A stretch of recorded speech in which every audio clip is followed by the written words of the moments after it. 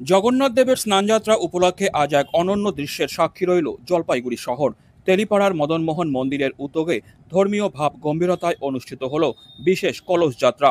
মদনমোহন মন্দির প্রাঙ্গণ থেকে শুরু হয়ে এই শোভাযাত্রা ছুঁয়ে গেল থানামোড়, কদমতলা, বেগুনটারি, দিনবাজার ও সমাজপাড়ার মতো জনবহুল অঞ্চল। গন্তব্য ছিল কড়া নদীর বাবুঘাট, যেখানে পবিত্র জল সংগ্রহ করে ফিরে আসেন ভক্তরা মন্দিরে। এই শোভাযাত্রায় অংশ নিয়েছিলেন শতাধিক নারী ভক্ত। মাথায় রঙিন কাপড়ে ঢাকা জলপূর্ণ কলস নিয়ে তারা হাঁটেন ভক্তি সম্বলিত ভঙ্গিতে।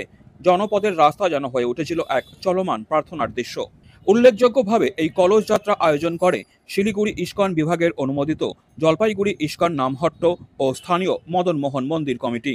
তাদের যৌথ ব্যবস্থাপনায় সুচারুভাবে সম্পন্ন হয় আজকের এই আধ্যাত্মিক অনুষ্ঠান। মদনমোহন মন্দিরে আজ সকাল থেকেই অনুষ্ঠিত হয় পুজো, কীর্তন ও স্নানযাত্রার নানা আনুষ্ঠানিকতা। আয়োজক সংস্থার এক সদস্য বলেন, রথযাত্রা শুধুই উৎসব নয়, এটি এক ঐতিহ্য, এক ভক্তিভাবের বহিঃপ্রকাশ। সেই আবহে আজকের কলস যাত্রা আমাদের সংস্কৃতিকে আরও গভীরভাবে ছুঁয়ে যায়। আজকে জগন্নাথ বলদেব সুভদ্রা মহারানীর শুভ আবির্ভাব স্নানযাত্রা তিথি আছে।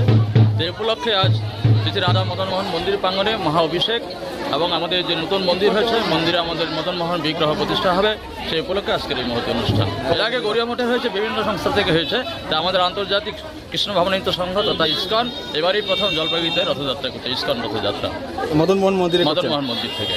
আজকের এই কলস যাত্রা শুধুমাত্র ধর্মীয় আনুষ্ঠানিকতাই নয়, বরং নারীদের সম্মিলিত অংশগ্রহণ এবং সাংস্কৃতিক ঐক্যের এক উজ্জ্বল নিদর্শন হিসেবেও ধরা দিল জলপাইগুড়ি শহরের বুকে।